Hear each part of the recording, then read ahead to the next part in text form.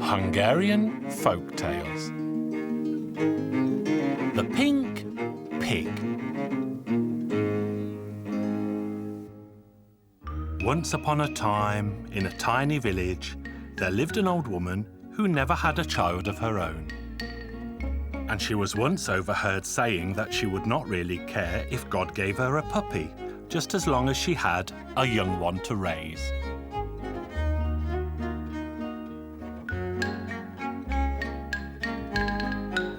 The years went by, and the woman eventually gave birth to a baby.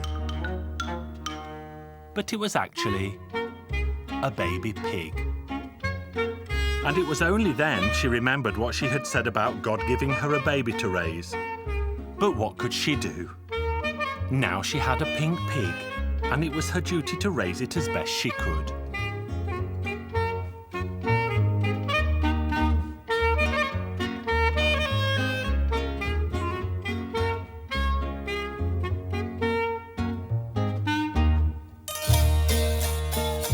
The women of the village would gather in the day and gossip, and the pink pig would always sit with its mother and chuckle happily to itself. Let me tell you that the reason your little pink pig squeals so is that it wants to go to school with the other boys and girls in the village. Please don't mock me so, the mother of the pink pig said, who felt sadly ashamed to have such a child. But the rest of the women nagged her until she eventually sent the pink pig to school in the village. And there the pink pig continued to squeal for the teacher until she threw a book at the pink pig to silence it.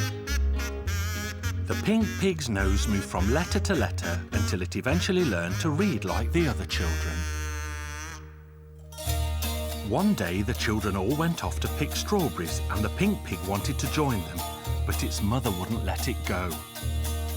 But the neighbours nagged her until she eventually agreed. And as the other children all carried baskets, the pink pig wanted one too, and so its mother hung a little basket on its snout.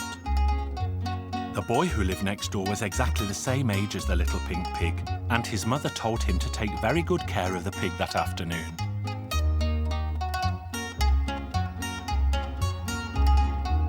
Then the pink pig lagged behind the others on their way, and it slipped out of its pigskin. And when it took it off, it was plain for all the world to see that the pink pig was the most beautiful little girl in the land.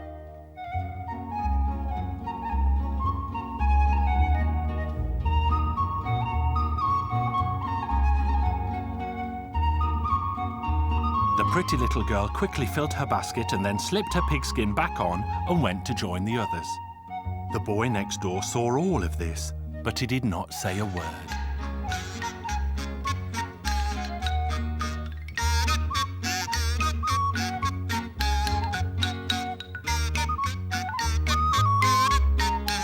All the children's parents began to worry about their offspring, and so they stood out on the road as they waited for them to come home. Look, the pink pig has bought strawberries too. Who could have filled its basket? The pink pig, the boy said, but he said nothing more of what he had seen. When the children grew up, the boys began to court the girls, and the boy next door went to see the pink pig. His father and mother watched forlornly and wondered what their son wanted from such an ugly beast.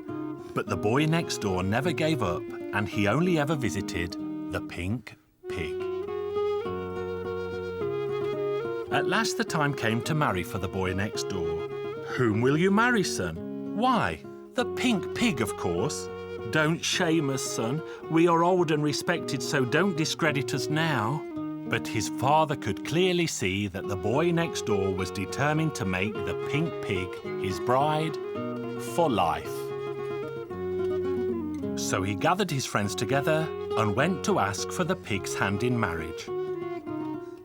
Sadly, my son will never get married if the pink pig refuses his request. The peculiar couple were engaged to be married for some time, and people gathered from far and near to witness their wedding, as it was not every day that a man married a pig.